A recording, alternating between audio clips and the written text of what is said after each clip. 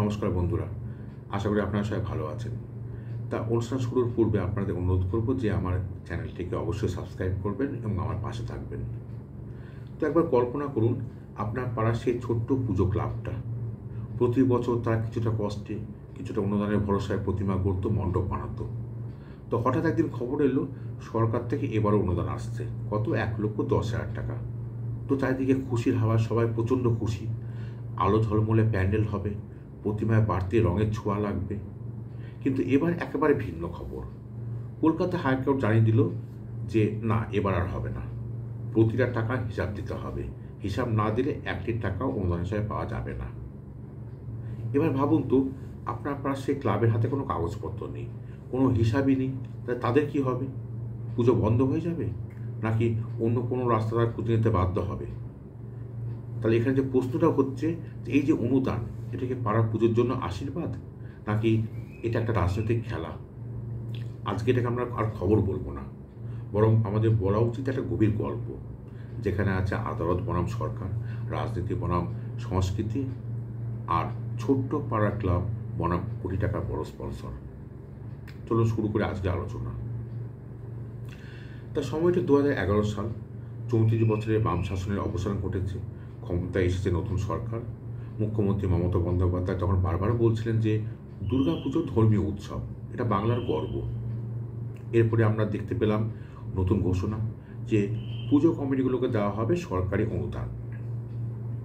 শুরুতে সেটা ছিল 25,000 টাকা, এবং ভাবা হয়েছিল যে এই টাকায় পাড়ার ক্লাবের ছেলেগুলো সমাজসেবা করবে, রক্তদান শিবির করবে, স্বাস্থ্য পরীক্ষা শিবির করবে, বই বিলি করবে, ইত্যাদি ইত্যাদি। এবং সময়ের সঙ্গে সঙ্গে আমরা এটাও দেখলাম যে এই টাকার অঙ্কটা বাড়তে থাকলো। 25,000 বেড়ে 50,000 হলো, 50,000 বেড়ে 70,000 হলো, এখন সেটা গিয়ে দাঁড়িয়েছে 1,10,000 টাকা।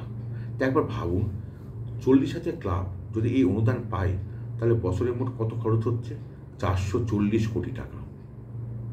এত বিশাল পরিমাণ টাকা দিয়ে কত হাসপাতাল বানানো যেত, কত স্কুল তৈরি করা যেত, কত স্কুলে ক্লাসরুম তৈরি করা যেত।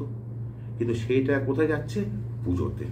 এখানে প্রথম প্রশ্ন উঠে গেল যে এটা কি টাকা কি সত্যি পুজোয় খরচ হচ্ছে, নাকি অন্য কোথাও? অনেকে তো আবার এটাও বলছে যে এই যে অনুদান, এটা এক ধরনের রাজনৈতিক বিনিয়োগ। তা এই যে অনুদান, এটা নিয়ে বিতর্ক শুরু হয়েছিল। সালটা 2018 সাল। এক আইনজীবী কলকাতা হাইকোর্টে মামলা করলেন। তার কি অভিযোগ? তার অভিযোগ ছিল যে সরকারি টাকা দিয়ে ধর্মীয় উৎসব চালানো সংবিধানগতভাবে ঠিক না। কিন্তু আদালত কি বলেছিল?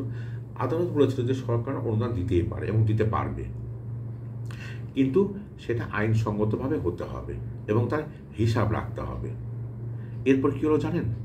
এক আরটিআইতে বেরোলো কিছু ক্লাব টাকা নিয়েছে কিন্তু কোনো অডিট রিপোর্ট জমা দেয়নি। ইভেন কিছু ক্লাব তো প্রতিমাই তৈরি করেনি, তবু অনুদান নিয়ে চলে গেছে। এবার অভিযোগ উঠতে শুরু করলো, তাহলে অনুদানের টাকা আসলে রাজনীতি খরচ হচ্ছে। এবার ধরুন, ধরা যাক একটা ক্লাব 50,000 টাকা খরচ করেছে মণ্ডপে, কিন্তু কাগজপত্রে সে দেখাচ্ছে 2 লাখ টাকা। তাহলে এই যে অতিরিক্ত টাকাটার এটার কি হলো? এটা সবচেয়ে বড় প্রশ্ন। একটা গল্প বলি আপনাদের। এক ক্লাব সদস্য বলছিলেন যে ওনাদের ক্লাবে সরকারের টাকা এসেছিল, কিন্তু ক্লাবের সভাপতি করলো কি, সেই টাকা দিয়ে ওনার নিজের গ্যারেজের নতুন শাটার লাগিয়েছিল।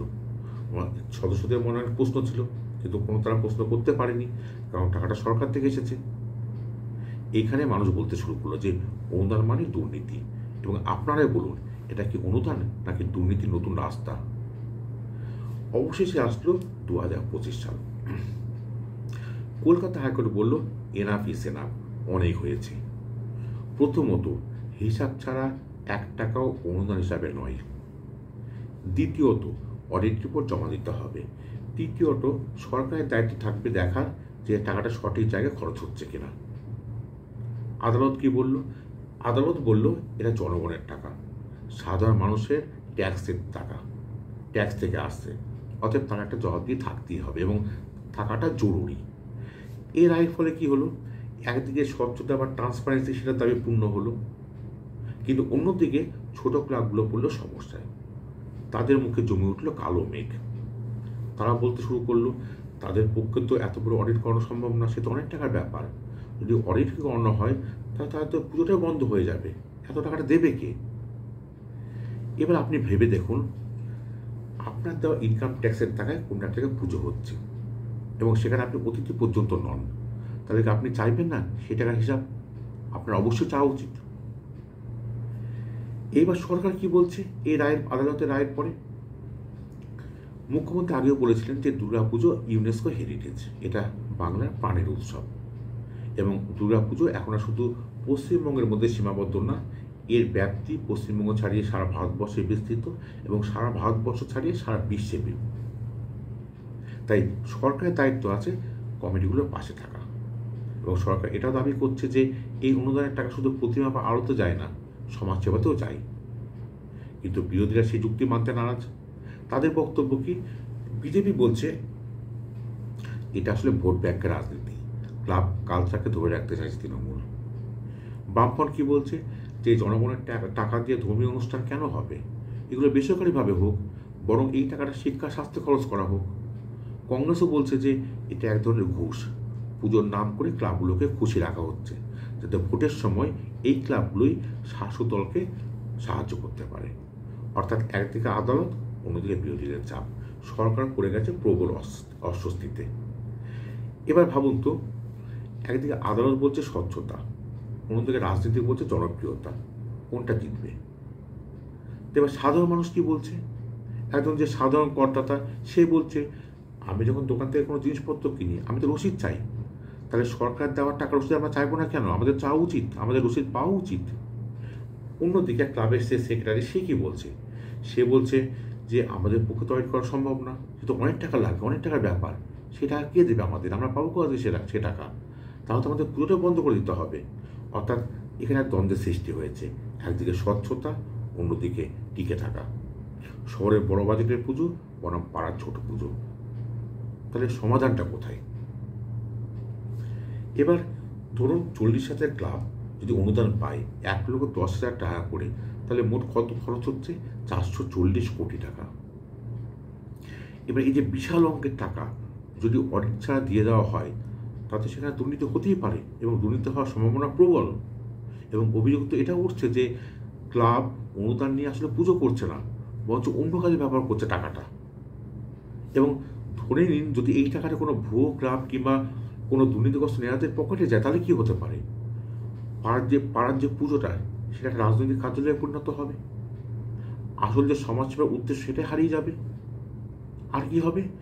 আমাদের মতো সাধারণ মানুষের মনে জন্ম নেবে হতাশা।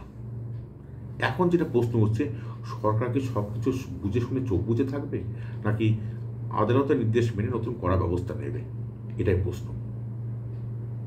তাহলে ভবিষ্যতে কি হতে পারে? ভবিষ্যতে হতে পারে অনেক ছোট ক্লাবের পুজো বন্ধ হয়ে যাবে, সরকার হয়তো কোনো অনলাইন অডিট সিস্টেম চালু করতে পারে। এমনও হতে পারে বড় স্পন্সর পাওয়া পুজোগুলো টিকে থাকবে কিন্তু পাড়ার পুজোগুলো মার খাবে। অর্থাৎ দুর্গাপূজার চরিত্রটাই পুরো বদলে যাবে। এবার আমি আপনাদের কয়েকটি প্রশ্ন করছি, আপনারা কি চান? সরকারি অনুদান থাকুক? থাকলে কি কড়া অডিট থাকা উচিত? আর নাকি অনুদানটাই বন্ধ হয়ে যাওয়া উচিত, বরঞ্চ সেই টাকাটা খরচ হোক শিক্ষা, স্বাস্থ্য, চাকরিতে? আপনাদের মতামত অবশ্যই কমেন্ট করে জানাবেন। ভালো থাকবেন। নমস্কার।